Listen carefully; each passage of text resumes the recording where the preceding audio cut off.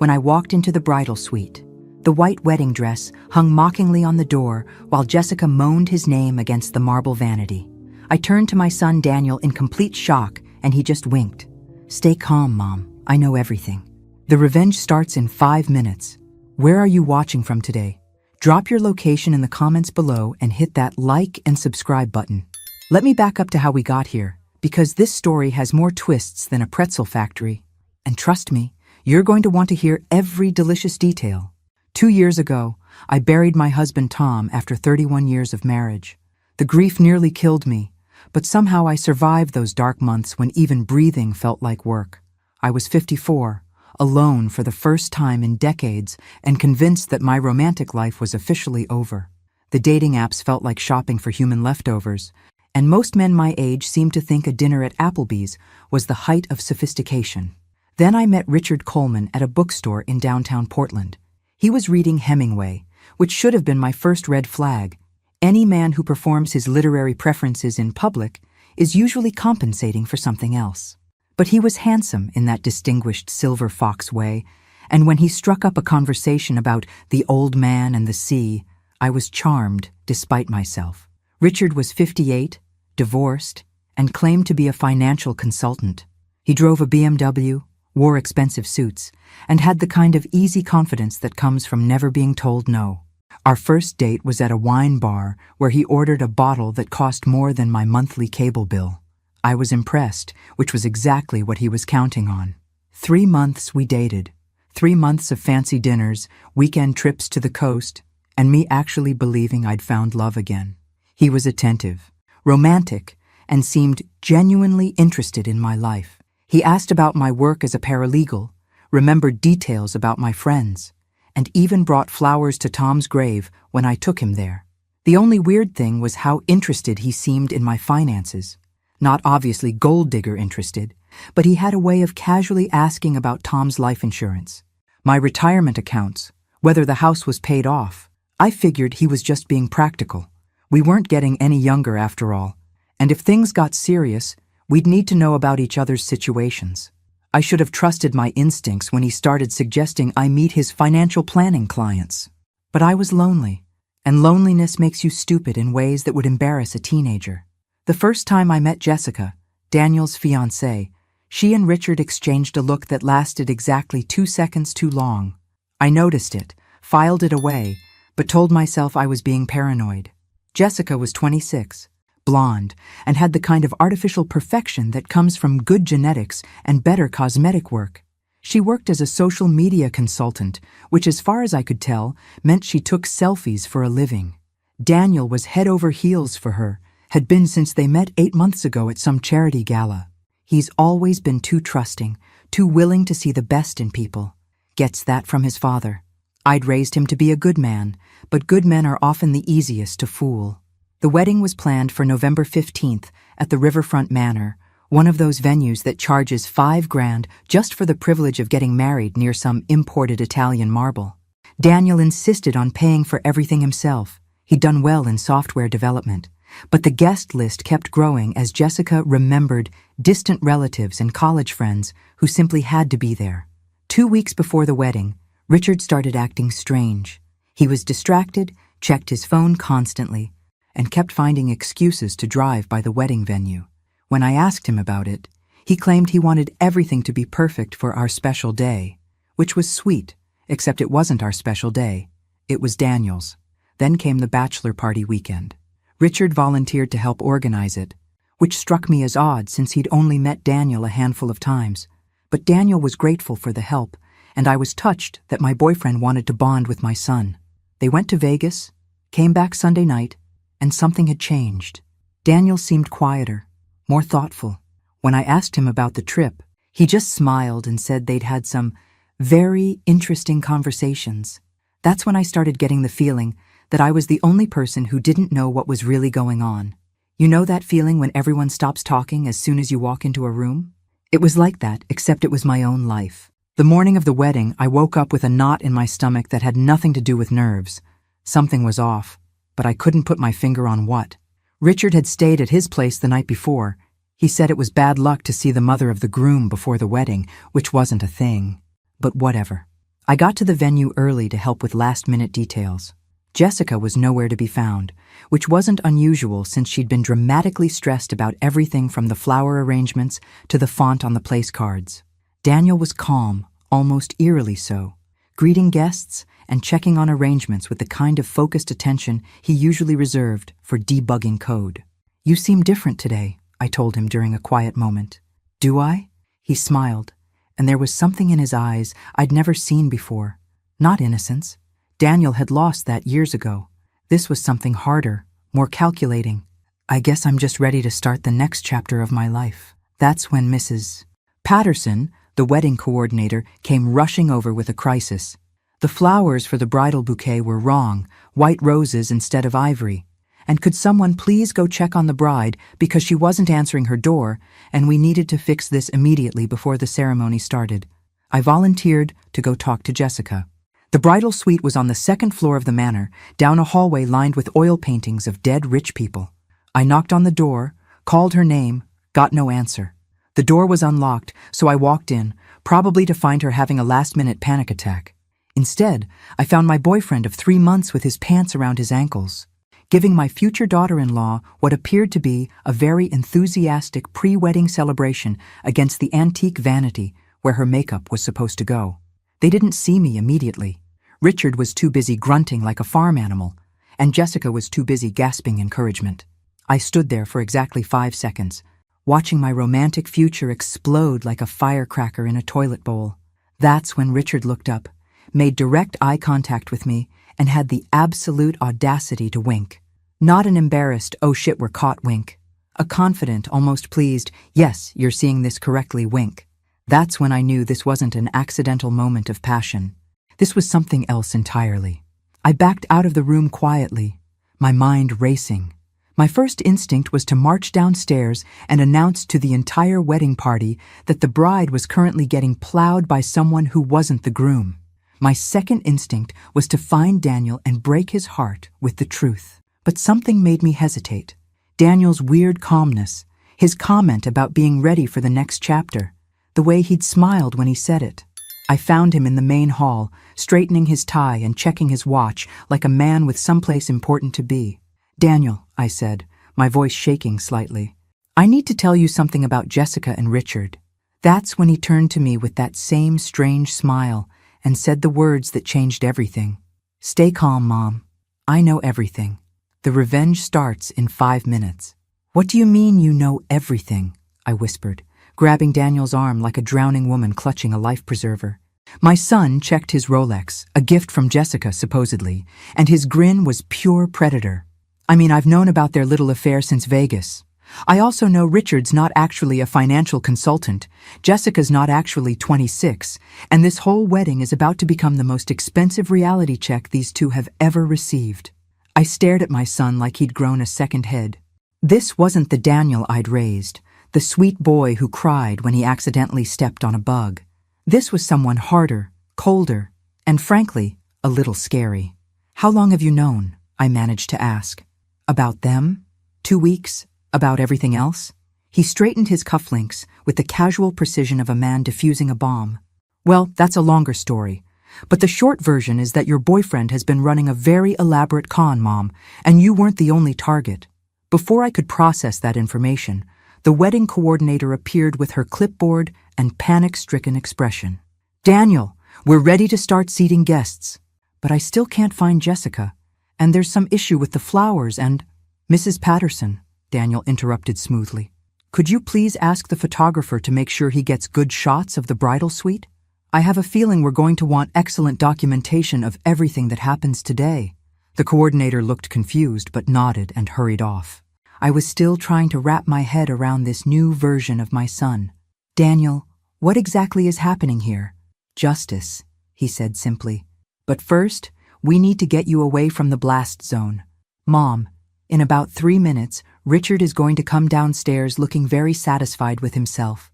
Jessica will follow about a minute later, probably checking her makeup and acting like she was just having bride nerves. They think they're being clever. And what are you going to do?" Daniel's smile was absolutely chilling. "I'm going to let them think they won." The guests were starting to take their seats. I recognized faces from Daniel's work. some of my neighbors, Tom's brother Mike and his wife Susan. Richard's side of the church was notably sparse. He'd claimed most of his family lived far away and couldn't make it. Now I was wondering if they existed at all. "Mom," Daniel said gently, taking my hands in his, "I need you to trust me for the next hour. I know this is a lot to process, but Richard made one crucial mistake when he decided to target our family." "What mistake was that?" "He underestimated how much I loved my mother." The words hit me like a physical blow. Whatever anger I'd been feeling toward Daniel for keeping secrets evaporated immediately. This was my boy, my protective, brilliant boy, and he'd been planning something to protect me. "How bad is it?" I asked. "Bad," he admitted.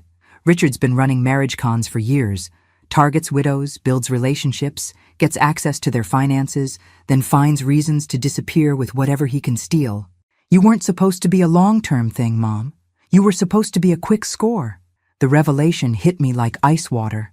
Every romantic moment, every thoughtful gesture, every time he'd made me feel like maybe I deserved love again, all of it had been a lie designed to separate me from my money. "How much did he steal?" I asked, my voice barely audible. "That's the thing," Daniel said, and his grin returned. "He didn't get the chance." Before I could ask what he meant, Richard appeared at the bottom of the staircase, looking exactly as smug as Daniel had predicted. He'd fixed his hair, straightened his tie, and wore the expression of a man who thought he was getting away with something. He spotted me across the room and walked over with that familiar, confident stride, the same one that had charmed me in the bookstore 3 months ago. "Maggie, sweetheart," he said, leaning in to kiss my cheek like he hadn't just been inside another woman 5 minutes earlier. "You look beautiful, almost as beautiful as the bride, I'm sure." I wanted to slap him. I wanted to scream. Instead, I smiled and said, "Thank you, Richard. You seem very energized today." "Wedding days are exciting," he replied, completely missing my tone. "I was just checking on Jessica, making sure she was ready. Pre-wedding jitters. You know how it is." "I'm sure you were very helpful," I said sweetly. Daniel appeared beside us, and I watched Richard's face carefully for any sign of guilt or nervousness. There was none. This man was a professional. "Richard," Daniel said, extending his hand for a firm handshake. "Thank you for everything you've done to help make today special. I really can't thank you enough." "Of course, son," Richard replied, and the casual use of that word made my skin crawl. "Family helps family." "Exactly," Daniel agreed. "Family helps family." There was something in the way he said it that made Richard's smile falter for just a moment. But then Jessica appeared at the top of the staircase, looking radiant in her white dress, and everyone's attention shifted to her. She descended the stairs like she was floating, every inch the blushing bride. Her makeup was perfect, her hair was flawless, and if you didn't know she'd been horizontal 10 minutes earlier, you'd think she was the picture of innocent beauty. "Oh my God," she gushed as she reached us. "I'm so nervous I can barely breathe. Richard, thank you so much for talking me through my panic attack. I don't know what I would have done without you." Panic attack. That's what we were calling it. "Anything for family," Richard replied, and the way he and Jessica avoided looking directly at each other was almost artistic in its calculated casualness. "Well," Daniel said, checking his watch again, "I think it's time to get this show started." The next few minutes passed in a blur of wedding coordinator instructions, photographer positioning, and last-minute details. I found myself seated in the front row, watching my son prepare to marry a woman who'd been cheating on him with my boyfriend, while apparently everyone except me knew exactly what was happening. The music started. The officiant took his position. Daniel stood at the altar with his best man, looking calm and confident, and absolutely nothing like a man about to be publicly humiliated. Jessica began her walk down the aisle, and I had to admit she was stunning. The dress fit perfectly. Her smile was radiant, and she moved with the kind of graceful confidence that comes from knowing everyone is watching you. But as she got closer to the altar, I noticed something strange. Daniel wasn't looking at his bride with love or nervous excitement. He was looking at her like a cat watching a mouse walk into a trap. And that's when I realized whatever my son had planned, Jessica had no idea what was coming. The officiant began the ceremony with the traditional opening. "Something about dearly beloved and gathered here today. I tried to focus on the words, but all I could think about was Richard sitting 3 seats away from me, probably thinking about Jessica's body while pretending to watch my son get married. "If anyone has a reason these two should not be wed," the officiant intoned, "speak now or forever hold your peace." The church went silent. This is usually a formality, a dramatic pause before the happy couple exchanges vows. That's when Daniel raised his hand. "Actually," Daniel said, his voice carrying clearly through the stunned silence, "I have something to say." The entire church erupted in confused murmurs. Jessica's face went white as fresh snow, and I watched Richard shift uncomfortably in his seat. The officiant looked like he'd never encountered this situation in 20 years of weddings. "Daniel," Jessica whispered, her voice barely audible over the growing buzz from the guests. "What are you doing?" My son reached into his jacket pocket and pulled out what looked like a thick manila envelope. "I'm doing what I should have done 2 weeks ago, Jessica. I'm telling the truth." He turned to face the congregation, and his voice was calm, almost conversational. "2 weeks ago, I discovered that my fiancé has been having an affair with my mother's boyfriend. But that's not the interesting part." The church was dead silent now. You could have heard a pin drop on the marble floor. "The interesting part," Daniel continued, opening the envelope, "is that this affair is actually part of an elaborate financial fraud scheme that targets widowed women. And Jessica isn't actually 26 years old." He pulled out a stack of documents and photographs. "Her real name is Jennifer Hayes. She's 32, she's been married twice before, and she works with Richard Coleman, whose real name is Robert Castellano, to identify and exploit vulnerable women who have recently lost their husbands." I felt like I was watching this happen to someone else. This couldn't be my life. This couldn't be my sweet boy exposing a criminal conspiracy at his own wedding. But Daniel wasn't finished. "The way it works," he said, his voice carrying to every corner of the church, "is that Jennifer identifies targets through social media, obituaries, and public records. She finds women who have lost spouses and likely have life insurance payouts or inheritance money. Then Robert approaches them, builds a relationship, and gains access to their financial information." Richard was on his feet now, trying to edge toward the exit, but Daniel's best man, who I now realized was built like a linebacker, was blocking his path with what looked like a very friendly smile. "Meanwhile," Daniel continued, "Jennifer builds a relationship with the target's adult children, usually by dating them. This serves 2 purposes. It gives the team inside information about the family's financial situation, and it provides a backup plan if the primary relationship doesn't work out." Jessica tried to run. "I'll give her credit for that.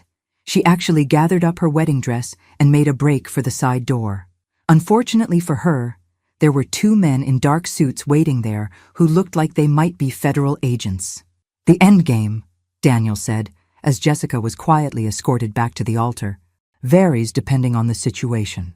Sometimes they convince their targets to make large financial gifts or investments in fake businesses.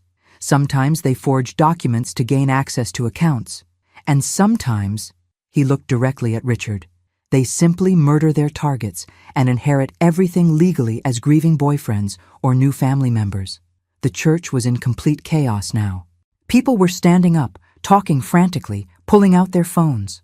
Through it all, Daniel stood calmly at the altar like he was giving a quarterly business report instead of destroying 2 people's lives. "The good news," he said, raising his voice to be heard over the commotion, "is that my mother never actually gave Robert access to her finances, despite his repeated attempts to be helpful with her financial planning. And the better news is that the FBI has been investigating this operation for 6 months."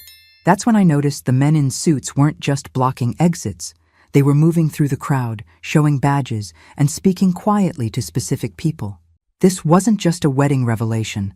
This was a federal arrest operation. "How?" Jessica screamed, all pretense of bridal innocence gone.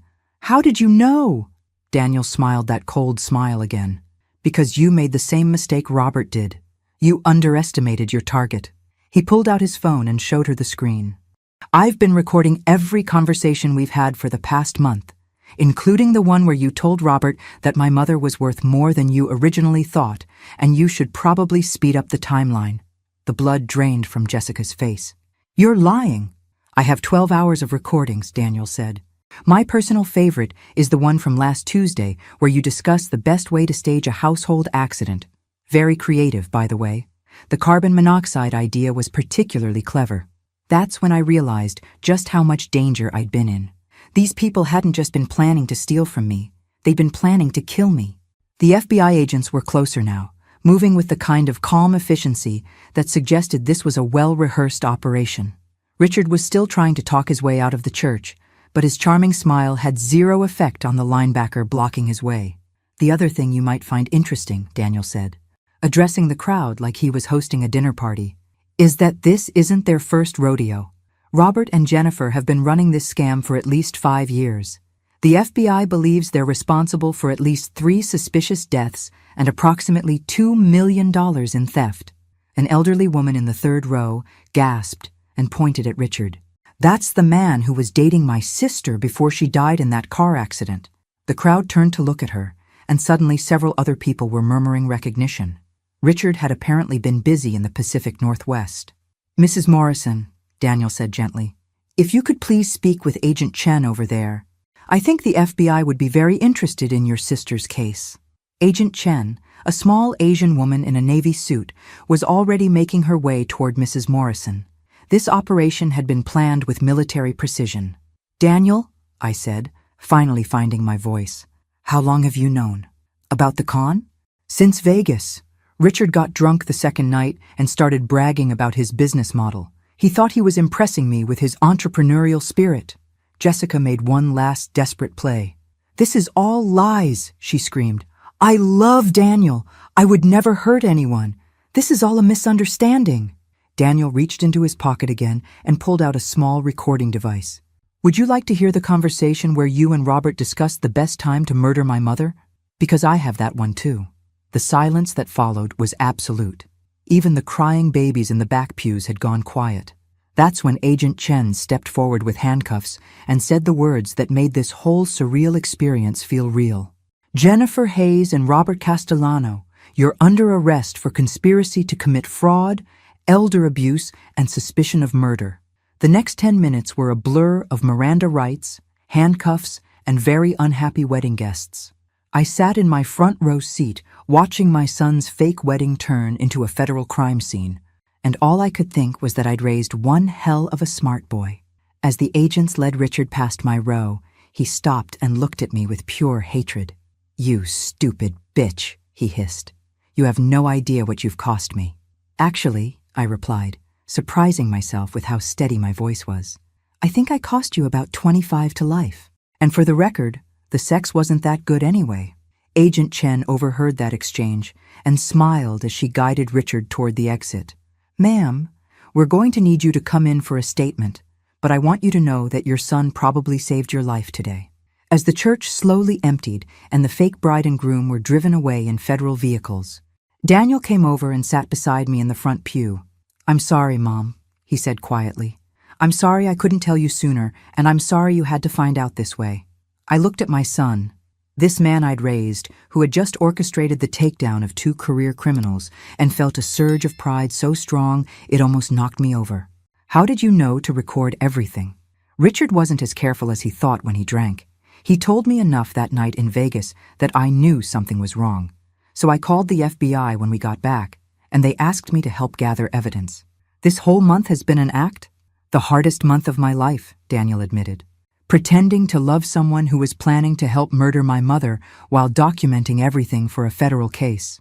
But it was worth it to keep you safe." I reached over and hugged my son, this man who had risked everything to protect me from people I'd trusted. But as we sat there in the empty church, surrounded by abandoned wedding flowers and FBI evidence tape, I couldn't shake the feeling that we were missing something. This had been too easy, too perfect. And that's when my phone buzzed with a text from an unknown number. "You think you won? This isn't over. Daniel," I whispered, showing him the message. "This isn't finished, is it?" My son's jaw tightened as he read the text. "No, Mom. This was just the opening move." Agent Chen appeared in our pew before I could ask what that meant. "Mr. Thompson, we need to discuss the next phase." "Mrs. Thompson, I'm afraid you're not going to like what I have to tell you." She slid into the pew behind us and pulled out a tablet. The operation we just concluded was targeting a larger network. Robert and Jennifer were middle management, not the bosses. My stomach dropped. There are more of them? We believe this organization has been operating for at least a decade across multiple states. They've perfected the art of elder fraud, and your case was going to be their biggest score yet. Agent Chen showed us a photo on her tablet, security camera footage of a well-dressed woman in her 60s entering what looked like a law office. This is Caroline Voss, and she's the one who sent you that text message. She's the person Robert and Jennifer reported to, and she's not happy that her operation just got exposed. What does she want? Daniel asked. Based on our intelligence, she wants to cut her losses and eliminate any witnesses who could implicate the broader network. The words hung in the air between us like smoke from a fire. These people weren't just con artists. They were killers, and we just painted targets on our backs. How many people are we talking about? I asked. Minimum of 6 active operatives, possibly more. They've been responsible for at least 8 deaths that we can prove, probably more that we can't. The murders are staged as accidents, car crashes, home invasions, medical emergencies, always plausible, always tragic, always profitable. Daniel stood up abruptly and began pacing between the pews. You're telling me that exposing Robert and Jennifer wasn't the end of this. It was just making ourselves targets for their boss. I'm afraid so, Agent Chen confirmed. But we have a plan. She pulled up another screen on her tablet showing what looked like architectural drawings. Caroline Voss owns the estate outside of Portland that serves as the headquarters for this operation. Tomorrow night, she's hosting a meeting with her remaining operatives to discuss damage control and next steps. And you're going to be there. I felt like the floor had dropped out from under me. Excuse me? Mrs. Thompson, we need someone inside that meeting. Someone Caroline trusts, someone she doesn't see as a threat. Someone exactly like a confused, grieving widow who just discovered her boyfriend was a criminal. Daniel's face went red. Absolutely not. There's no way my mother is going undercover with a group of murderers. Mr. Thompson, with respect, your mother is already a target. Caroline Voss will come after her whether she helps us or not.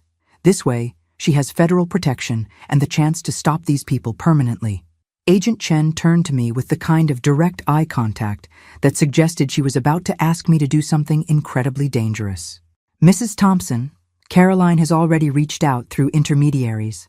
She wants to meet with you tomorrow night to apologize for Robert's behavior and make sure you understand there are no hard feelings.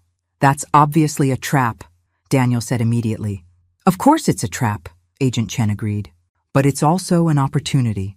Caroline needs to know how much you know and whether you're a threat to the rest of her operation. If she thinks you're just a confused victim who got lucky, she might let her guard down. I looked around the empty church, still decorated with flowers for a wedding that never happened, and tried to process the fact that my quiet life as a paralegal had somehow turned into an episode of Criminal Minds.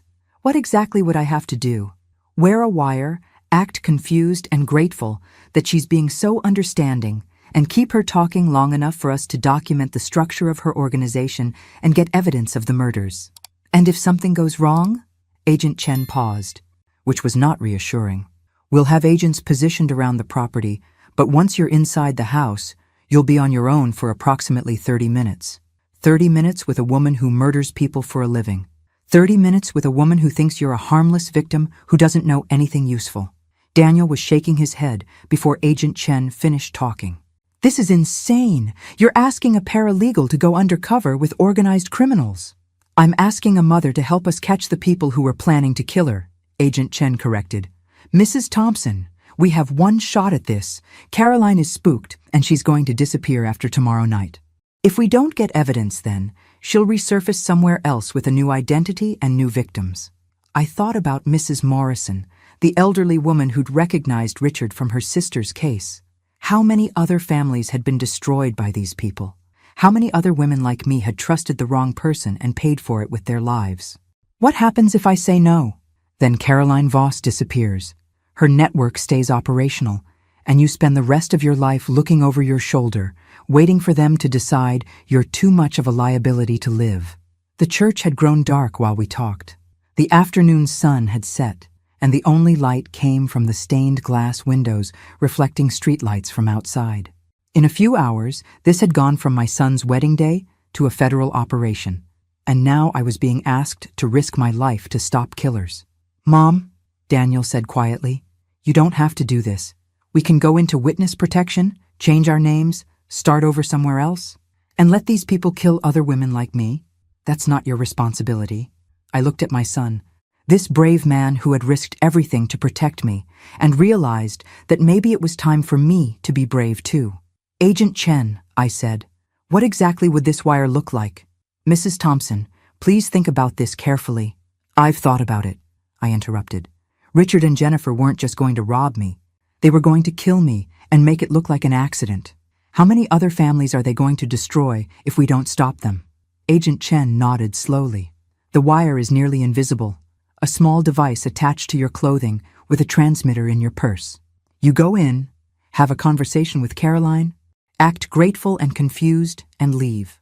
And if she gets suspicious, then you signal us, and we come in immediately." Daniel grabbed my hand. "Mom, these people are professional killers. They've been doing this for years. What if something goes wrong?"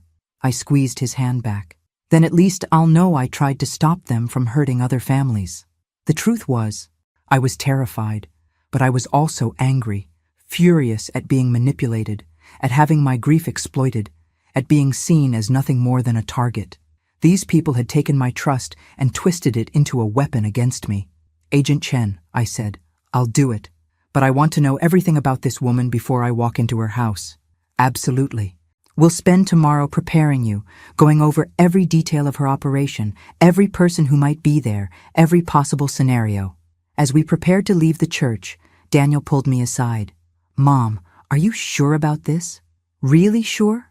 I looked around at the remnants of his fake wedding, thought about the months of lies I'd believed, the trust I'd given to people who were planning my death. "Danny," I said, using his childhood nickname, "your father always told me that the most dangerous person in any room is someone who looks harmless. Tomorrow night, Caroline Voss is going to learn that lesson the hard way." But as we walked out of the church together, I couldn't shake the feeling that I was missing something crucial. This whole operation felt too convenient, too perfectly timed. And that's when I noticed the black sedan that had been parked across the street during the entire ceremony was gone.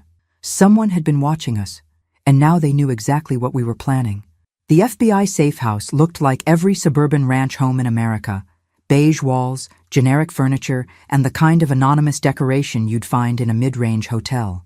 Agent Chen had moved us there immediately after leaving the church, and now I was sitting at a kitchen table learning how to be a federal informant while Daniel paced like a caged animal.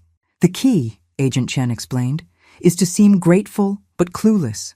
Caroline needs to believe that you have no idea how extensive this operation was, and that you're just relieved to have discovered Richard's deception before he could steal your money."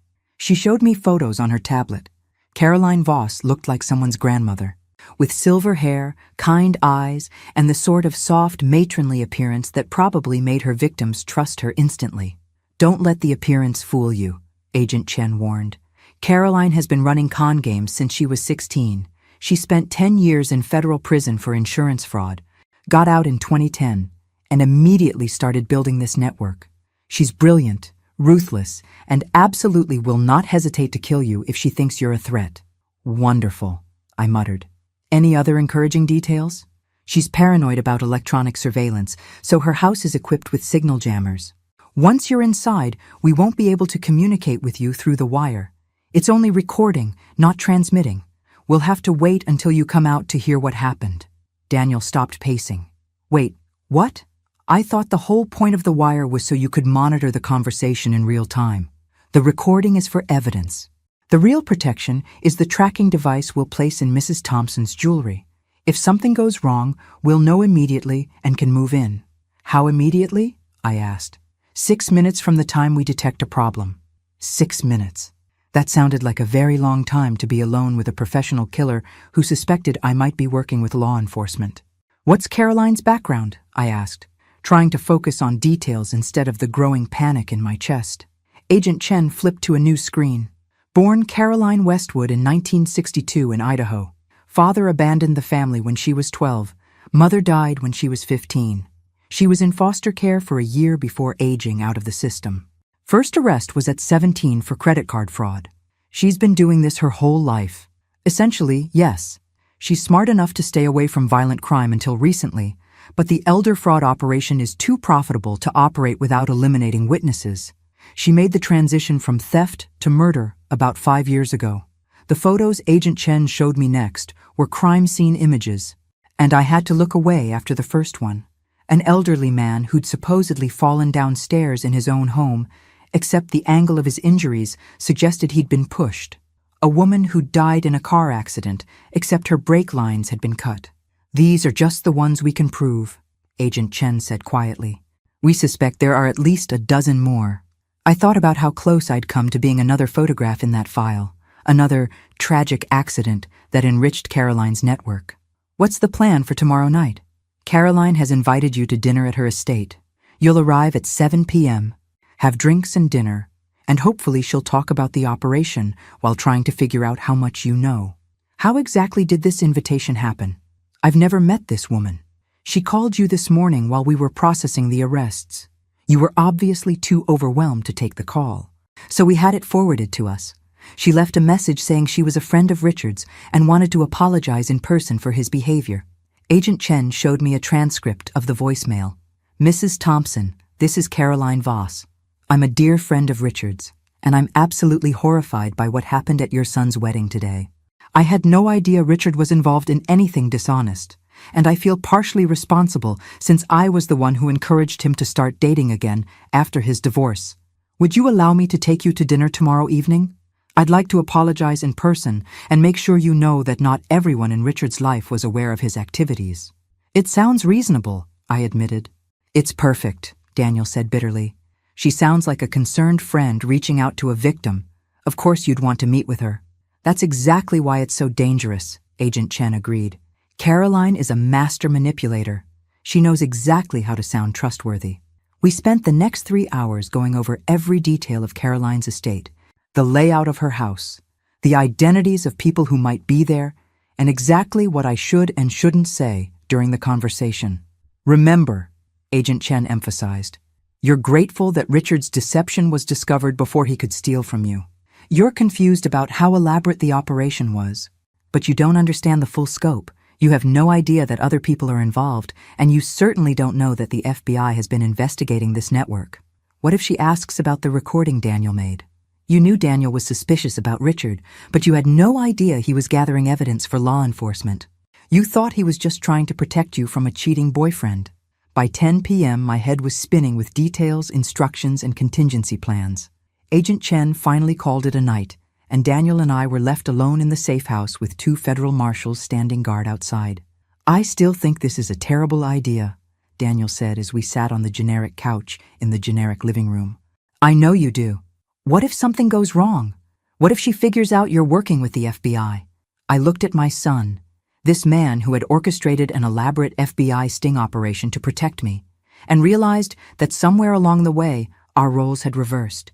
He'd become the protector, and I'd become the person who needed protecting. "Danny, when your father was dying, he made me promise something." Daniel's expression softened. We rarely talked about Tom's final days. They'd been too painful, too private. "What did he promise?" "He made me promise that I wouldn't let anyone take advantage of me after he was gone.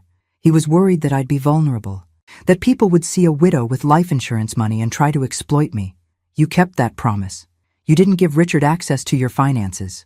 Not because I was smart or careful, because you were watching out for me. But Tom also told me something else." I reached into my purse and pulled out a small leather journal, one of the few personal items I'd brought to the safe house. "He said that if someone ever did try to hurt our family, I shouldn't just protect myself. I should make sure they couldn't hurt anyone else." "Mom, these people were going to murder me, Danny. Not just rob me, murder me. And they've done it to other families, other women who trusted the wrong person." I opened Tom's journal to a page near the back, where he'd written about his final conversation with Daniel about protecting me. "Your father knew you'd take care of me, but he also knew that sometimes taking care of family means taking risks to protect other people's families too." Daniel read the page silently, and I saw his expression change as he processed his father's words. He would have wanted you to stop these people, Daniel said quietly. Yes, he would have. We sat in comfortable silence for a while, both thinking about Tom and what he would have said about this situation. Finally, Daniel spoke. Okay, but I want to be closer than 6 minutes away if something goes wrong. Deal. That night, I lay in the safe house's guest bedroom, staring at the ceiling and trying not to think about all the ways tomorrow could go wrong. I'd never been brave. Tom had always been the adventurous one, the one willing to take risks. I'd been content to live quietly, work my paralegal job, raise Daniel, and stay safely in the background of my own life. But as I thought about Mrs. Morrison recognizing Richard from her sister's case, about the crime scene photos Agent Chen had shown me, about all the families that had been destroyed by Caroline's operation, I realized that maybe it was time to stop being content with safety. At 3 a.m., my phone buzzed with another text from the unknown number. Tomorrow night. Don't disappoint me. Caroline Voss was apparently not planning to wait until dinner to start playing games. I texted back, I'll be there. But as I typed those words, I couldn't shake the feeling that I was walking into something far more dangerous than Agent Chen had prepared me for. The tracking device looked like an ordinary earring, but Agent Chen assured me it would allow them to locate me anywhere within a 50-mile radius.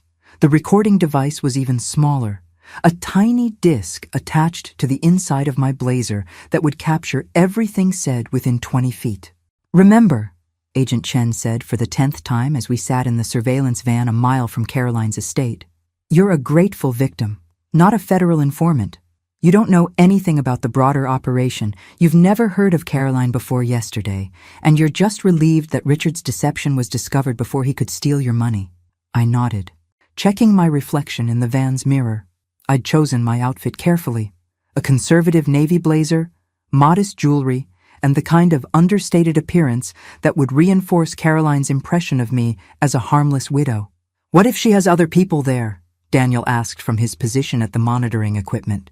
Then Mrs. Thompson sticks to her story and gets out as quickly as possible, Agent Chen replied. This is reconnaissance, not a confrontation. The estate was impressive even from a distance, a sprawling colonial mansion set back from the road by a circular drive lined with mature oak trees. The kind of place that suggested old money and refined taste, which was probably exactly the image Caroline wanted to project. She's been living here for 3 years, Agent Chen explained. Bought it with cash under the name Caroline Westwood, though she's been using various aliases for different aspects of the operation. The property is registered as a private consulting firm for tax purposes. What kind of consulting? Officially, elder care planning and estate management. Unofficially, it's where she trains her operatives and plans their operations. I thought about Richard and Jessica, wondering how long they'd been coming to this house, learning how to identify and manipulate targets like me. Had they practiced their performances here? Refined their techniques for gaining trust and access? Mrs. Thompson, Agent Chen said, it's time. The drive to Caroline's house took exactly 7 minutes. Enough time for my nerves to transform from manageable anxiety to full-blown panic. I'd never done anything more dangerous than represent clients in small claims court. And now I was about to have dinner with someone who murdered people for a living. The front door opened before I could knock, revealing Caroline Voss in person for the first time. She was exactly as beautiful as her photos suggested. Silver hair swept into an elegant bun, kind eyes behind designer glasses, and the sort of warm grandmother smile that would make anyone trust her instantly. Margaret, she said, extending both hands to grasp mine. Thank you so much for coming. I can't imagine how difficult this must be for you. Please call me Maggie, I replied, allowing her to guide me into an foyer that probably cost more than my annual salary. And thank you for reaching out. I'm still trying to process everything that happened. Of course you are, dear. What Richard did was unconscionable.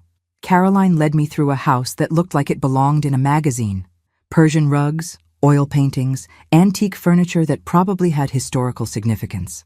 Everything about the place suggested refinement, culture, and the kind of wealth that comes from generations of good breeding.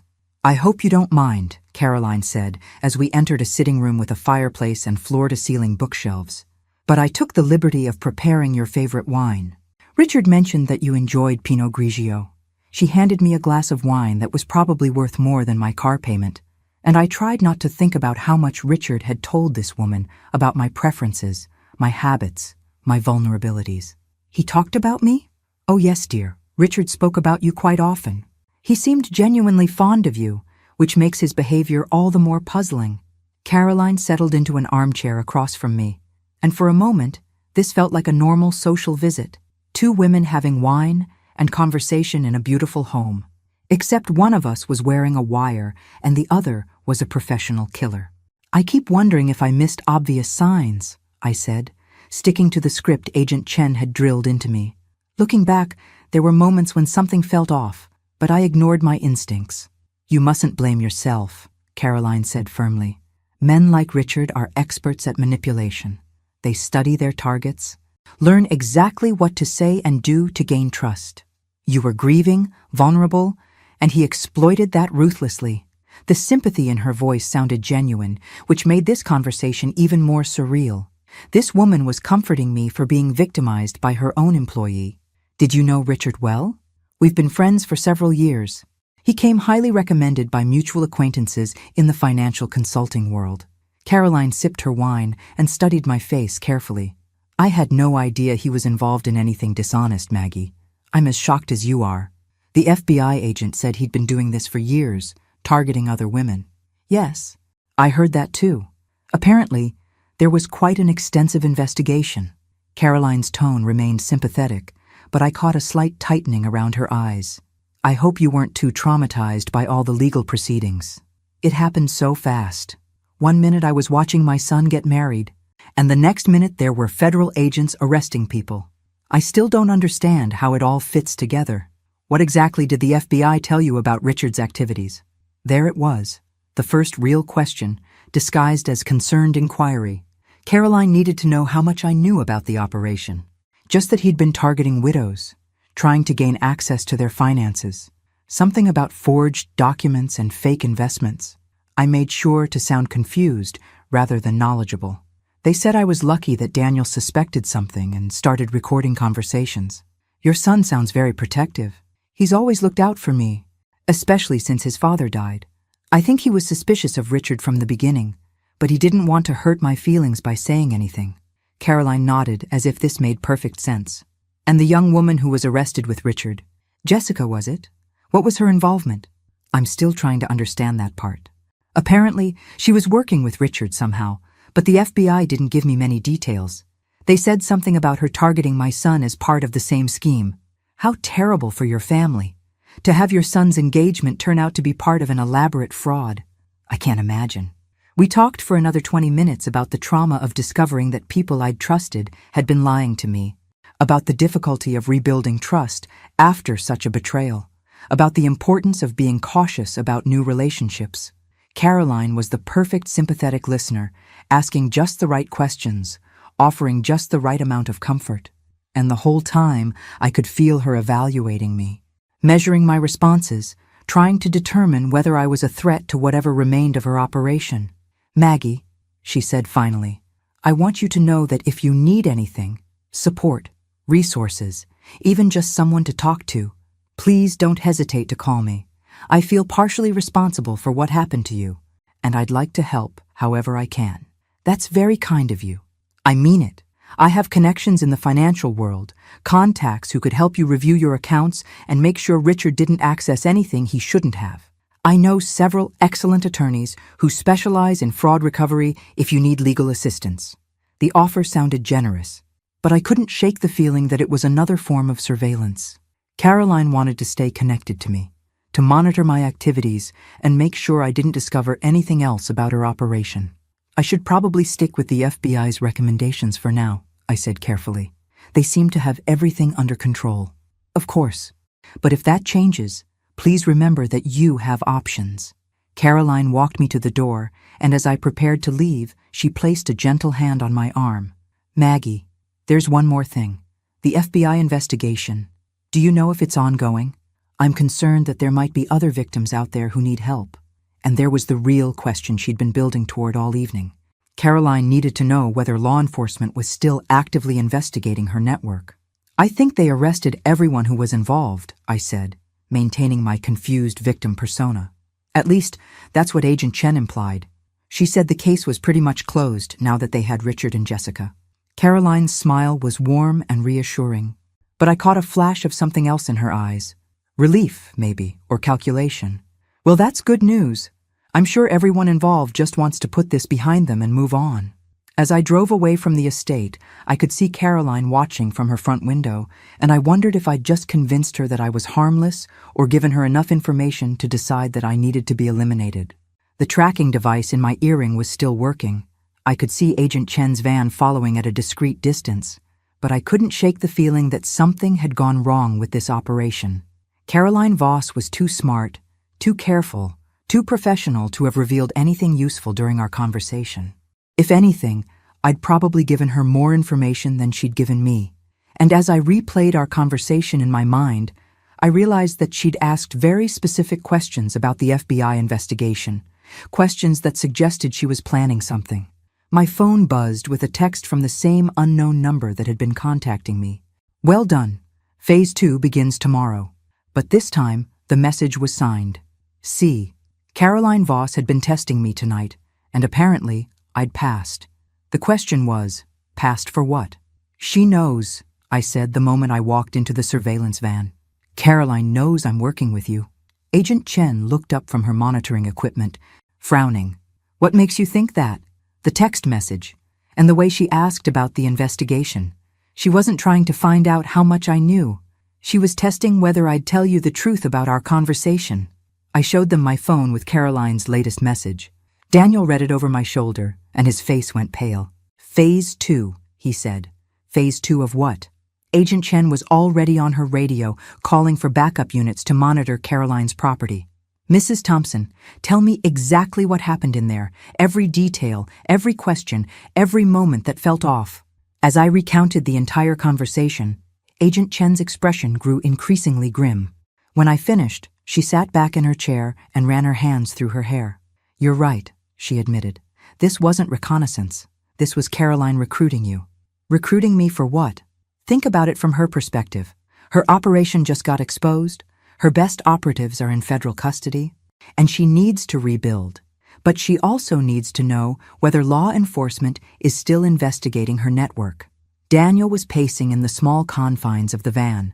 So she invites my mother to dinner, makes her feel safe and sympathetic, then offers to help her with financial and legal resources. Resources that would give Caroline access to information about the FBI investigation, Agent Chen confirmed. And if Mrs. Thompson had accepted that help, Caroline would have had a direct line to everything we know about her operation. I felt sick as I realized how close I'd come to walking into an even bigger trap. The attorneys and financial consultants she offered to connect me with, they're part of her network. Almost certainly. Caroline was offering to surround you with people who could monitor your activities, influence your decisions, and potentially set you up for the same fate as her previous victims. But I didn't accept her help. I said I'd stick with the FBI's recommendations, which told her that you're still in contact with law enforcement and potentially useful as a source of information about our investigation. The van had grown crowded as additional agents arrived to monitor the situation. Agent Chen pulled up tactical maps on her tablet, showing Caroline's property and the surrounding area. The good news, she said, is that Caroline apparently believes Mrs. Thompson can be turned. The bad news is that she's going to escalate her efforts to recruit her, which puts everyone at greater risk. What does Phase 2 mean? I asked. Unknown. But based on Caroline's previous behavior, it probably involves either eliminating Mrs. Thompson as a threat or fully recruiting her as an asset. Either way, it's going to happen fast. My phone buzzed again. Another message from Caroline. Tomorrow, 2 p.m., Riverfront Park, Northeast Bench. Come alone. Time to discuss your future. Agent Chen read the message and immediately started coordinating with her team. This is moving faster than we anticipated. Caroline's rushing the timeline, which suggests she's planning to disappear soon. Or planning to eliminate loose ends, Daniel added grimly. Mrs. Thompson, I need you to understand something. This meetup tomorrow is exponentially more dangerous than tonight's dinner. Caroline's not going to be playing the sympathetic friend anymore. She's going to make you an offer, and your response will determine whether you live or die. The weight of that statement settled over me like a lead blanket. What kind of offer? Money, probably. A lot of money, in exchange for information about the FBI investigation. She'll position it as payment for the trauma Richard caused you, but really, she'll be buying your cooperation. And if I refuse, then you become a liability instead of an asset. Agent Chen showed me more photos on her tablet, surveillance images of Caroline's previous victims. These people all had the opportunity to cooperate with Caroline's operation. The ones who said yes lived, the ones who said no didn't. I studied the photos, trying to imagine myself in their position. What would I have done if Caroline had approached me before I knew what she was? Before Daniel had exposed Richard and Jessica? Would I have been grateful for her help? Would I have accepted her money and unknowingly become part of a criminal network? There's something else, Agent Chen said, her tone suggesting I wasn't going to like this next revelation. Our surveillance team has been monitoring electronic communications from Caroline's estate. She's been in contact with at least 3 other operatives who weren't arrested today. More people like Richard and Jessica? Worse. These are the cleanup crew, specialists who handle problems that can't be solved through manipulation or fraud. We believe they're already in Portland. Daniel sat down heavily in one of the van's chairs. You're talking about assassins. Professional killers who specialize in making murders look like accidents. Caroline has used them before, when victims became too suspicious or law enforcement got too close. I thought about the crime scene photos Agent Chen had shown me earlier. The elderly man who'd supposedly fallen downstairs. The woman whose brake lines had been cut. These hadn't been spur-of-the-moment crimes. They'd been carefully planned and executed by experts. So tomorrow, when I meet with Caroline, these people will be watching. Almost certainly, if Caroline decides you can't be recruited, they'll be ready to implement a permanent solution. The van was silent, except for the crackling of radio communications as agents coordinated surveillance positions around the city. I realized that this operation had grown far beyond a simple sting to catch con artists. We were now dealing with what amounted to an organized crime syndicate that had been operating for years. Agent Chen, I said finally, what are my real options here? Option 1. We cancel tomorrow's meeting. Put you in witness protection and hope Caroline's network eventually makes a mistake that allows us to locate and arrest them. What's option 2? You meet with Caroline tomorrow, we record whatever offer she makes and hope we can use that evidence to build a case against the broader network. And option 3? Agent Chen hesitated. Option 3 is that you appear to accept Caroline's offer and work as a double agent to gather evidence from inside her operation. The suggestion hung in the air between us like a toxic cloud. Daniel immediately started shaking his head. Absolutely not. That's not an option. Mr. Thompson, your mother may be our only chance to stop these people. Caroline's network has been operating for years, and without inside access, we may never get enough evidence to shut them down permanently. You're asking her to become a criminal, to take money from murderers and pretend to cooperate with their operation. I'm asking her to help us save other families from going through what yours just experienced. I thought about Mrs. Morrison, recognizing Richard from her sister's case, about the crime scene photos of Caroline's victims, about all the families who had trusted the wrong people and paid for that trust with their lives.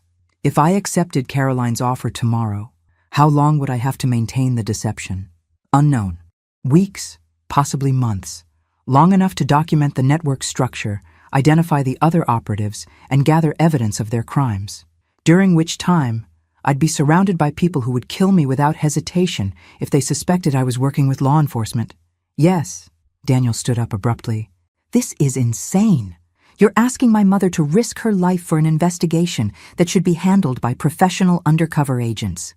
Mr. Thompson, Caroline specifically requested to meet with your mother. She won't trust anyone else, and she's too paranoid to allow strangers into her inner circle. Mrs. Thompson is our only way in. I looked at my son, this man who had already risked so much to protect me, and realized that maybe it was time for me to risk something to protect other people's families. Agent Chen, if I agree to do this, what kind of support would I have? 24-hour surveillance, emergency extraction procedures, and direct communication access whenever you're not actively with Caroline's people. And if something goes wrong, then we come in immediately, regardless of the consequences for the broader investigation. I thought about Tom, about the promise I'd made to him not to let anyone take advantage of me. But I also thought about his other promise, that if someone tried to hurt our family, I shouldn't just protect myself. I should make sure they couldn't hurt anyone else. "I'll do it," I said quietly. Daniel's face went white. "Mom, please." "I'll do it," I repeated, louder this time. "But I want Daniel involved in every aspect of the surveillance and communication. If I'm going to risk my life, I want my son watching my back." Agent Chen nodded slowly. "That can be arranged." As we spent the rest of the night planning tomorrow's meeting and my potential infiltration of Caroline's network, I couldn't shake the feeling that we were missing something crucial about this operation. Caroline Voss was too smart to trust a stranger this quickly, too careful to reveal her network to someone she'd just met, which meant either she was getting desperate or she knew something about me that I didn't know about myself. And at 3 a.m., as we finalized the details of tomorrow's meeting, I realized what had been bothering me about this entire situation. Caroline hadn't just known about my wine preferences because Richard told her. She'd known things about me that Richard would never have learned in 3 months of dating, which meant she'd been watching me long before Richard ever approached me in that bookstore. The revelation hit me like cold water in the face. "Agent Chen," I said, interrupting her briefing on tomorrow's surveillance protocols, "Caroline's been planning this for longer than 3 months." "What do you mean?" "The things she knew about me tonight, my wine preference, my routines, details about my relationship with Daniel. Richard couldn't have learned all of that in 3 months of casual dating." Agent Chen looked up from her tactical planning documents. "How long do you think she's been watching you?" "I think she's been watching me since Tom died." The van went silent except for the low hum of electronic equipment. Agent Chen pulled up a new screen on her tablet, showing a timeline of my husband's death and the investigation that followed. "Mrs. Thompson, your husband died of a heart attack 2 years ago. Are you suggesting that Caroline's network has been planning to target you for that long?" I thought back to those early months of grief, when I'd been too overwhelmed to pay attention to anything beyond basic survival. Had there been signs that I'd missed? People who'd seemed too helpful, too interested in my situation? "Tom's funeral," I said suddenly. There were people there I didn't recognize, people who claimed to be business associates or distant relatives. I was too grief-stricken to question it. But now, Daniel was scrolling through his phone, looking for something. "Mom, remember that woman who kept calling you after the funeral? The one who said she was from Dad's insurance company?" "Elizabeth Martinez," I said, the memory coming back clearly. "She called for weeks, asking about paperwork, policy details, whether I needed help managing the payout." Agent Chen was typing rapidly on her tablet. "We need to pull records of everyone who contacted you after your husband's death. If Caroline's network has been planning this for 2 years, there will be a trail. It would explain why Richard seemed to know so much about me when we met," I realized. Our conversation in the bookstore felt natural, but he knew exactly what books I liked, exactly what would appeal to me, because Caroline had been having you watched and profiled for months before Richard ever approached you, Daniel said grimly. Agent Chen's radio crackled with a communication from the surveillance team monitoring Caroline's estate. "Control, this is Unit 7. We have multiple vehicles arriving at the target location. At least 6 individuals, possibly more. Copy that, Unit 7. Maintain visual surveillance." Agent Chen looked at me with concern. "Caroline's assembling her team. Whatever she's planning for tomorrow, it's bigger than just a recruitment meeting." My phone buzzed with another message. "Bring your son tomorrow. We need to discuss the future of your entire family." The words made my blood run cold. Caroline wasn't just targeting me anymore. She was threatening Daniel. "That's it," Daniel said, reading the message over my shoulder. "I'm not letting you meet with her." "Daniel." "No." "Mom, she just threatened me to manipulate you. That's exactly what a predator does when their initial approach isn't working." Agent Chen was coordinating with her team, adjusting surveillance positions and calling for additional backup. "Mrs. Thompson, this changes everything. Caroline's escalating much faster than we anticipated." "What does that mean?" "It means she's either desperate or confident enough in her position to take bigger risks. Either way, it makes tomorrow exponentially more dangerous." I looked around the van at all the federal agents, surveillance equipment, and tactical planning documents, and realized that I'd somehow become the center of a major law enforcement operation. 3 days ago, my biggest worry was whether to start dating again.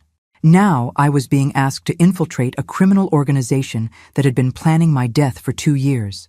Agent Chen, I need to know something. If this network has been watching me for 2 years, why didn't they just kill me immediately after Tom died? Why the elaborate con with Richard and Jessica?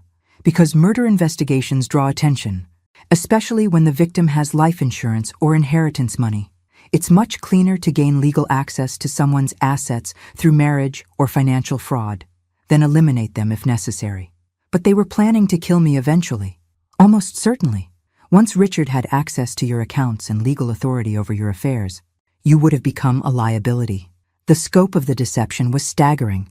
Not just Richard and Jessica, but an entire network of people who'd been planning and orchestrating my death for 2 years. People who'd attended Tom's funeral, called about insurance paperwork, perhaps even influenced decisions I'd made about my finances and living situation.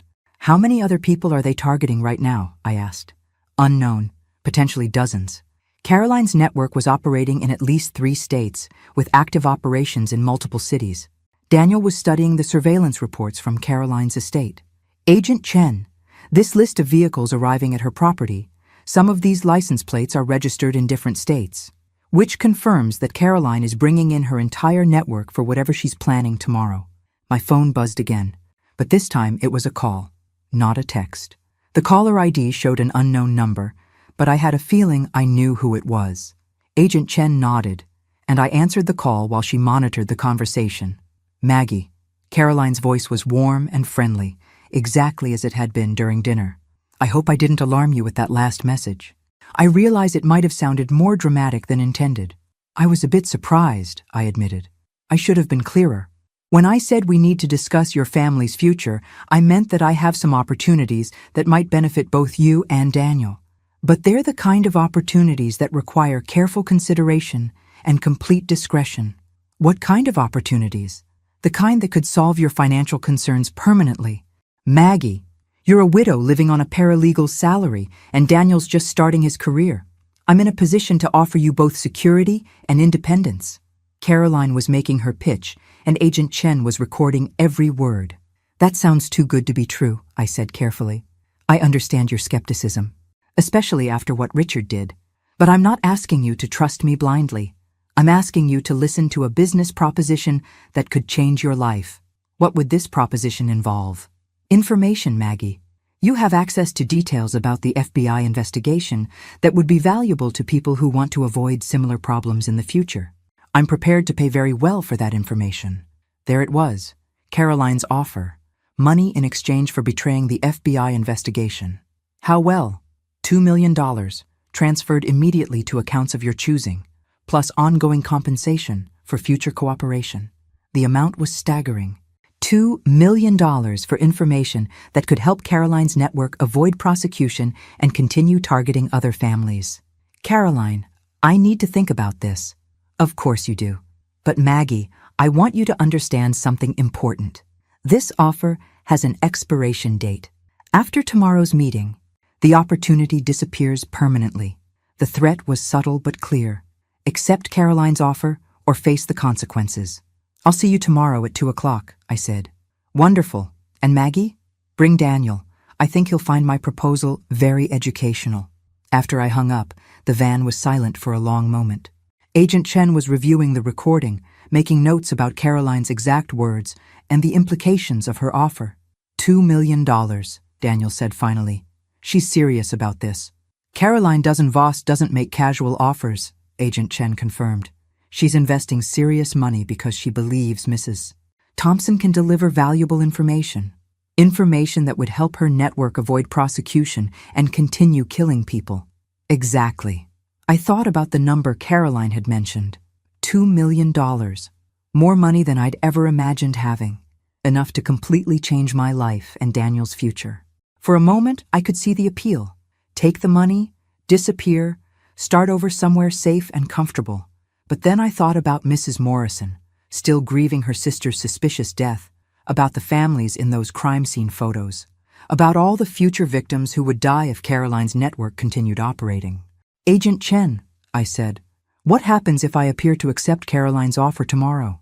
Then you become our inside source for one of the most sophisticated elder fraud operations we've ever encountered, and you help us save lives. And if something goes wrong, Then we extract you immediately and hope we've gathered enough evidence to prosecute the people we can identify. Daniel grabbed my hand. Mom, whatever you decide, I support you. But I want you to know that we don't need Caroline's money. We'll be fine without it. I squeezed his hand back. I know we will, sweetheart. But other families won't be fine if we don't stop these people. As Agent Chen coordinated with her team for tomorrow's operation, I realized that I'd already made my decision. Caroline Voss had been planning my death for 2 years, had attended my husband's funeral while calculating how to profit from my grief. Tomorrow, at Riverfront Park, I was going to give her the performance of her life, and then I was going to help the FBI destroy her entire operation. Riverfront Park at 2 p.m. was crowded with joggers, families, and people enjoying the unusually warm November afternoon. I sat on the designated bench wearing a jacket with 3 different recording devices and trying to look like a nervous widow considering a criminal proposition instead of a federal informant about to take down a murder conspiracy. Daniel was positioned 50 yards away at a hot dog cart, close enough to intervene if necessary, but far enough to maintain the illusion that I'd come alone. Agent Chen and her team were scattered throughout the park, disguised as maintenance workers, joggers, and park visitors. Caroline arrived exactly on time, looking like someone's elegant grandmother out for an afternoon stroll. She wore a pale blue cardigan, comfortable walking shoes, and carried a small handbag that probably contained enough evidence to put her away for life. "Maggie," she said warmly, settling onto the bench beside me. "Thank you for coming. I know this must be difficult." "It's been a strange few days," I replied, sticking to the script we'd rehearsed. "I'm still trying to process everything that's happened." "Of course you are. Having your trust violated so completely would shake anyone's faith in their judgment." Caroline opened her handbag and pulled out what looked like a financial statement. "I want to show you something that might help put yesterday's conversation in perspective." The document she handed me was a portfolio summary showing assets worth over $15 million, all held in accounts under various names. This represents just a portion of the resources available to people who understand how to navigate complex financial situations. I don't understand. Maggie, the world is full of people who make money by providing information to those who need it. Corporate executives sell insider trading tips. Government employees share classified intelligence. Even law enforcement officers occasionally find ways to monetize their access to sensitive information. Caroline was explaining the criminal marketplace for information, positioning it as a normal business transaction rather than a betrayal of law enforcement. "You're talking about corruption. I'm talking about pragmatism. You have access to information about an FBI investigation that could be valuable to people who want to avoid similar problems. I'm prepared to compensate you fairly for that access. $2 million. As a starting point, yes.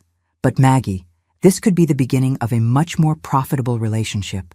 Caroline pulled out another document, what appeared to be a bank routing number and account information. "This account currently contains exactly $2 million. If you provide me with details about the FBI's investigation into Richard and Jessica's operation, the money transfers to accounts of your choosing within 24 hours. I stared at the paper, trying to look tempted rather than disgusted. "What kind of details?" "Names of other people they're investigating, information about evidence they've collected, details about ongoing surveillance or planned arrests." "I don't know most of that information. But you could find out. Agent Chen trusts you, considers you a victim rather than a suspect. She would share information if you asked the right questions." Caroline's plan was more sophisticated than I'd expected. She wasn't asking me to steal classified files or hack into FBI databases. She was asking me to exploit Agent Chen's trust and sympathy to gather intelligence about the investigation. "What makes you think I would do something like this?" Caroline's expression softened with what appeared to be genuine sympathy. "Maggie, you've spent 2 years struggling financially since your husband died. You work as a paralegal, live paycheck to paycheck, and worry constantly about your future security. Meanwhile, the people who victimized you will spend a few years in minimum security prison, then get released to comfortable lives funded by money they stole from previous victims." The truth of her words stung, even though I knew she was manipulating me. I had been struggling financially. I was worried about my future. And the idea that Richard and Jessica would eventually be released to enjoy money they'd stolen from other victims was genuinely infuriating. Richard and Jessica are going to prison. For 5 to 7 years, maximum. Then they'll be free to enjoy the millions they've hidden in offshore accounts while their victims remain poor, traumatized, and forgotten. Caroline leaned closer, her voice taking on a confidential tone. But you have the opportunity to change that dynamic. Take control of your situation, secure your future, and ensure that you're the one who profits rather than the one who suffers. By betraying the investigation, by protecting your own interests for once in your life. I looked around the park, seeing families enjoying the afternoon, children playing on swings, couples walking hand in hand, normal people living normal lives, unaware that they were surrounded by federal agents conducting a criminal takedown operation. Caroline, can I ask you something? Of course. How long have you been planning this? Her smile faltered slightly. Planning what? This conversation. This offer. How long have you been watching me? Caroline's expression became more careful. I'm not sure what you mean. I think you've been planning to target me since my husband died. I think Richard didn't meet me by accident in that bookstore. I think this entire operation has been in development for 2 years. For the first time since we'd met, Caroline looked genuinely surprised. She studied my face carefully, apparently reassessing her impression of me as a confused, harmless victim. That's a very perceptive observation, Maggie. It's not an observation. It's a fact. The question is whether you're going to admit it. Caroline sat back on the bench, and I could see her calculating whether to continue the pretense or acknowledge the truth. Finally, she smiled with what appeared to be genuine admiration. You're much smarter than we initially assessed. We? My organization has been tracking potential targets in the Pacific Northwest for several years. We identified you as a candidate shortly after your husband's death, but the timeline for approach was always intended to be longer. What changed? Your son. Daniel's suspicious nature and protective instincts made the operation more complicated than anticipated. We had to accelerate our timeline, which led to mistakes. Caroline was actually explaining their criminal methodology, apparently confident that I was either going to join their operation or die before I could report this conversation. So you've been watching me for 2 years. Gathering information, yes. Understanding your financial situation, your relationships, your vulnerabilities. We wanted to ensure that when we made our approach, it would be perfectly tailored to your specific circumstances. And if I hadn't met Richard in that bookstore, we had several other approaches planned. Financial advisors, attorneys, even a potential romantic connection through a church or community organization. Richard's approach was simply the most efficient. The casual way Caroline discussed orchestrating my manipulation was chilling. These people had spent 2 years studying my life, planning my exploitation, and preparing my eventual murder. Caroline, I need to know something else. What's that?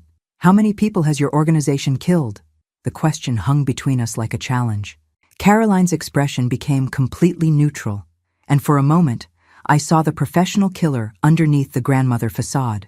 That's not information I share with potential business partners. Even potential business partners who are considering risking their lives to help you? Caroline considered this for a long moment. 17, she said finally, over the past 5 years, all of them people who became obstacles to our operations. 17 murders. 17 families destroyed by this woman's greed and ruthlessness. And if I refuse your offer, then you become obstacle number 18. The threat was delivered in the same warm, conversational tone Caroline had been using throughout our meeting. She could have been discussing the weather or complimenting my jacket. I looked across the park and saw Daniel at the hot dog cart, trying to look casual while obviously watching our conversation. Agent Chen was positioned near the playground, disguised as a jogger stretching before a run. Caroline, I said quietly, I accept your offer. Her smile was radiant. I was hoping you'd say that, but I have conditions. Of course you do. What are they? I want half the money transferred immediately as a good faith gesture. The other half comes after I provide the information you want. That's reasonable. I want protection for my son. Daniel doesn't know anything about this arrangement, and I want to keep it that way. Also reasonable. And I want to meet the other people in your organization. If I'm risking my life to help you, I want to know who I'm working with. Caroline's expression became more cautious. That's a more significant request. It's a non-negotiable condition. I'm not walking into this blindly. Caroline pulled out her phone and sent a quick text message. Within minutes, she received a response. "Very well," she said. "Tonight, 8 p.m., I'll send you an address. You'll meet the core team and we'll discuss the operational details of our arrangement." What should I expect? Professional people who take security very seriously. Don't bring any recording devices. Don't tell anyone where you're going. And be prepared to demonstrate your commitment to our mutual success. Caroline stood up from the bench, looking every inch the pleasant grandmother I'd first met.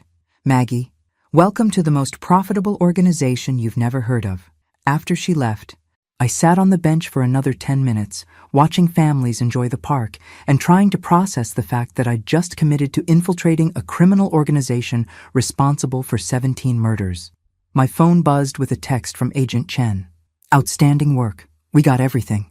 But as I walked back toward the surveillance van, I couldn't shake the feeling that Caroline had gotten everything she wanted too. Tonight, I was going to meet the core of her murder conspiracy, and I still had no idea how I was going to survive it. The address Caroline sent was for a warehouse in an industrial district 20 minutes outside Portland. Agent Chen and her team spent 4 hours conducting surveillance and planning the operation, but we all knew this was the most dangerous part of the entire investigation. "Caroline's bringing you to meet her core team," Agent Chen explained, as technicians fitted me with the most sophisticated recording equipment the FBI had available. "These are people who have been killing for years, who trust no one, and who will be extremely suspicious of any new addition to their operation. What's the plan if something goes wrong?" We breached the building immediately, but Mrs. Thompson, once you're inside that warehouse, you'll be surrounded by professional killers. If they suspect you're working with law enforcement, we may not be able to reach you in time. Daniel was pacing the surveillance van like a caged animal.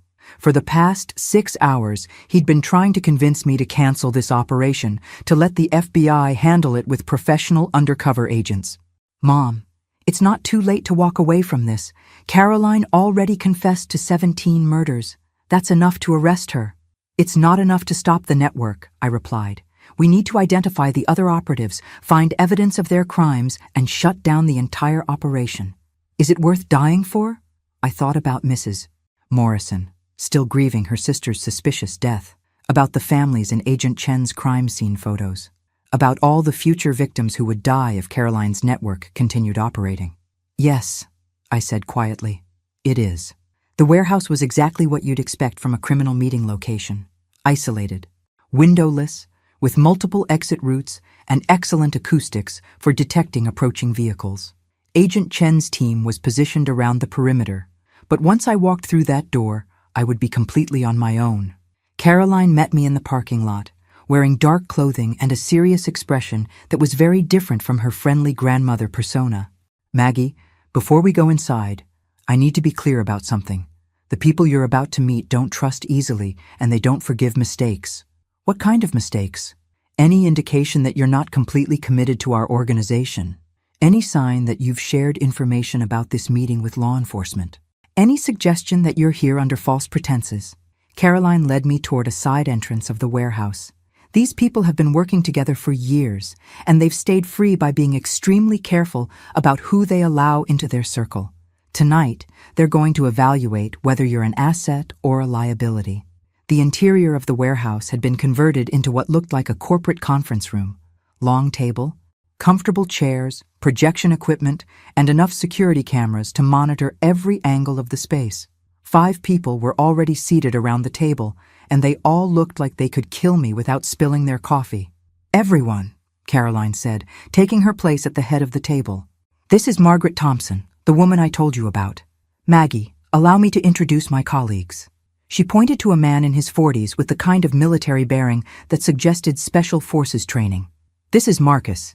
He handles our operational security." Next was a woman in her 30s with cold eyes and expensive jewelry. "Linda manages our financial operations and target identification." An older man with scarred hands and a Russian accent was introduced as Victor, our problem resolution specialist. I didn't want to know what kinds of problems Victor specialized in resolving. The 4th person was younger, maybe early 20s, with the nervous energy of someone who handled electronic surveillance and communications. Tommy runs our technical operations. The final person at the table was a woman who looked like a corporate executive, perfectly styled hair, designer suit, and the kind of authoritative presence that suggested she was used to being in charge. And this is Susan, my business partner and co-founder of our organization. I took the empty chair they indicated, trying to project confidence while surrounded by people who had collectively murdered dozens of innocent victims.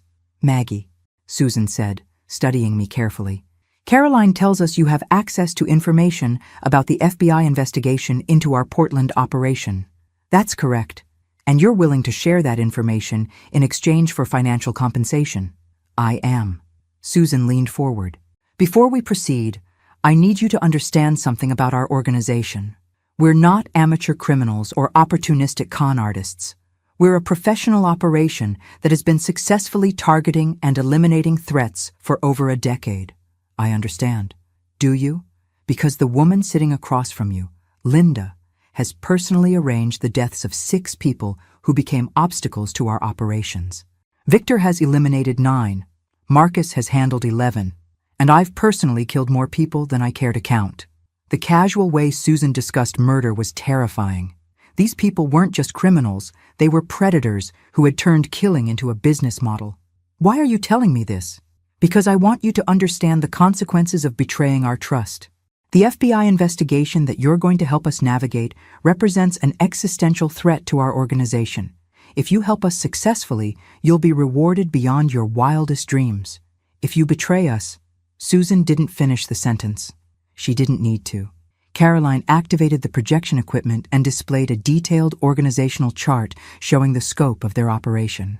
Maggie, what you're looking at is a network that spans 12 states and generates approximately $50 million annually in revenue. The chart showed dozens of names, locations, and ongoing operations. This wasn't just a criminal organization. It was a sophisticated business enterprise built on fraud and murder. We currently have 37 active operatives working in various capacities, Caroline continued. Some focus on target identification and research, like Linda. Others handle approach and manipulation, like Richard. And some specialize in elimination when operations go wrong, like Victor. Victor smiled when Caroline mentioned his specialty, and I felt my blood run cold. The Portland operation was valuable to us, Susan explained, but it wasn't essential. We have similar operations running in Seattle, San Francisco, Denver, and Phoenix. However, the FBI investigation threatens all of our operations if it expands beyond the specific individuals they've already arrested. What do you need from me? Linda pulled out a tablet and showed me a list of questions. We need to know whether the FBI is planning additional arrests.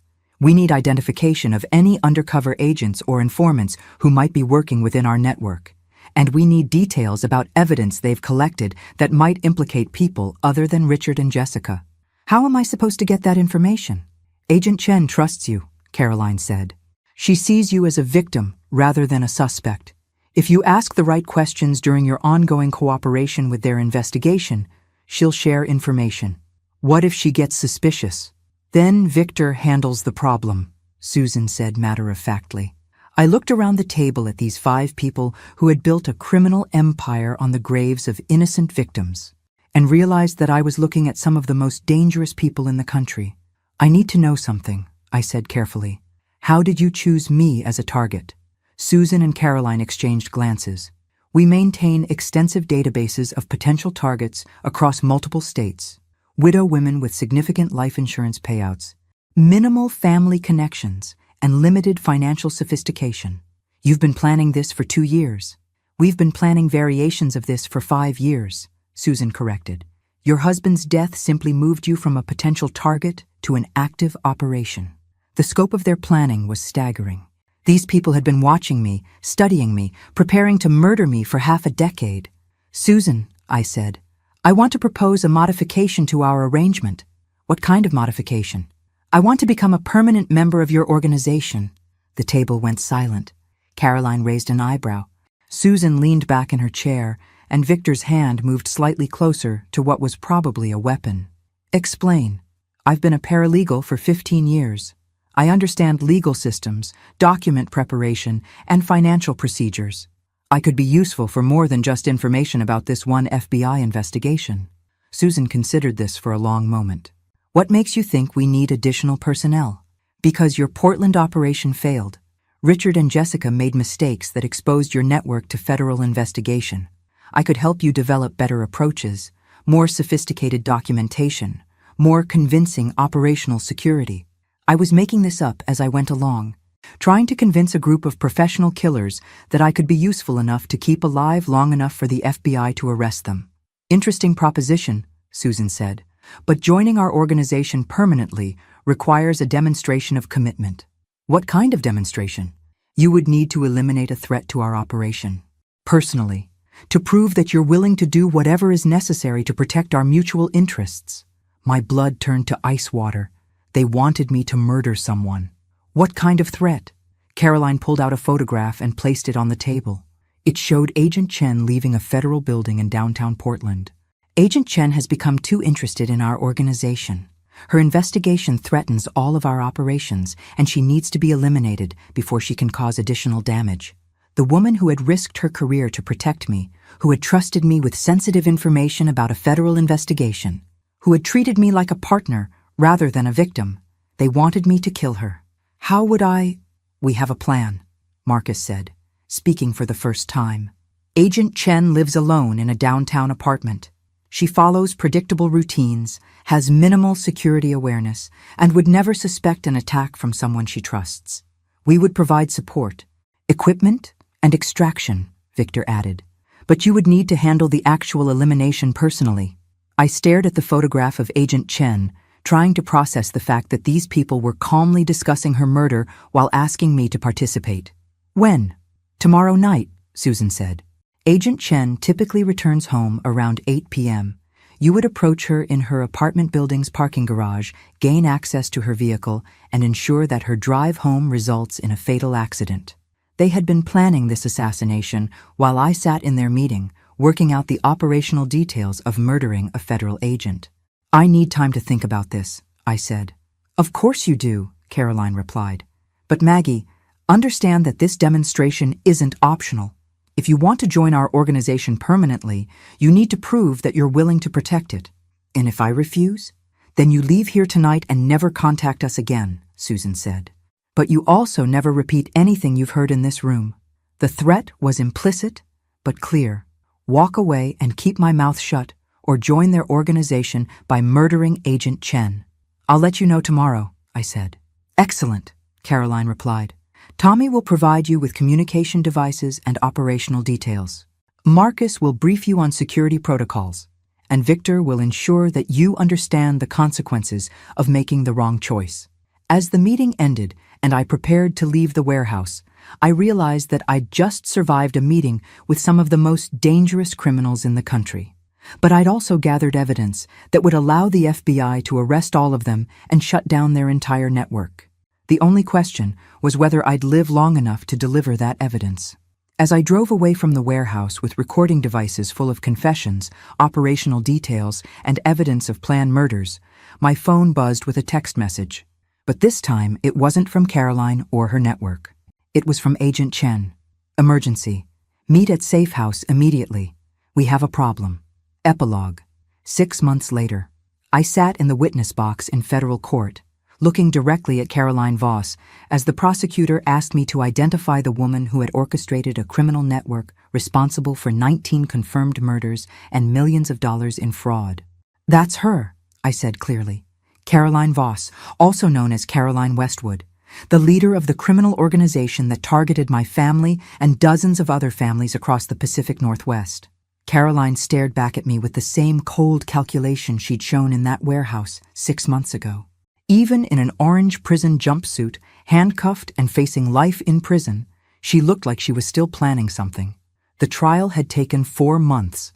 The FBI had arrested 17 people based on evidence gathered during my infiltration of Caroline's network, including all 5 people from that warehouse meeting. The recordings I'd made had provided enough evidence to dismantle the entire organization and connect them to murders dating back over a decade. Richard Coleman and Jessica Hayes had plea bargained for reduced sentences in exchange for testimony against Caroline and her associates. They would each serve 12 years in federal prison. Not enough for what they'd done, but enough to keep them away from potential victims for a substantial period. Agent Chen had survived the assassination attempt that Caroline's network had been planning. The emergency that had called me to the safe house that night was actually the FBI moving to arrest the entire organization based on the recordings from the warehouse meeting. By the time Caroline's people arrived at Agent Chen's apartment building, federal agents were waiting for them. Daniel had been my strength through the entire trial process, sitting in the gallery every day, providing the emotional support I needed to relive the most terrifying experience of my life. He'd taken a leave of absence from his software job to make sure I had family support during the prosecution. "Mrs. Thompson," the prosecutor continued, "did the defendant ever explain to you how many people her organization had murdered?" "Yes," I replied. "She told me they had killed 17 people over 5 years, and that I would become number 18 if I refused to cooperate with their operation." The defense attorney had tried to argue that I'd been acting as an agent provocateur, that my presence had somehow induced Caroline's network to commit crimes they wouldn't have otherwise committed. The jury hadn't bought it. When you have recordings of people casually discussing 17 murders and planning the 18th, it's hard to argue entrapment. Mrs. Morrison had been in the courtroom gallery every day of the trial. The investigation had finally provided evidence connecting Caroline's network to her sister's death, giving her family the closure they'd been seeking for 3 years. After the trial ended and Caroline received 3 consecutive life sentences without possibility of parole, I walked out of the federal courthouse with Daniel and Agent Chen to find news crews waiting for interviews. "Mrs. Thompson," a reporter called out, "how does it feel to know that your courage helped shut down a criminal organization that had been operating for over a decade?" I thought about Tom, about the promise I'd made to him not to let anyone take advantage of me, about the other promise, to make sure that anyone who tried to hurt our family couldn't hurt anyone else's family either. "It feels like keeping a promise," I said simply.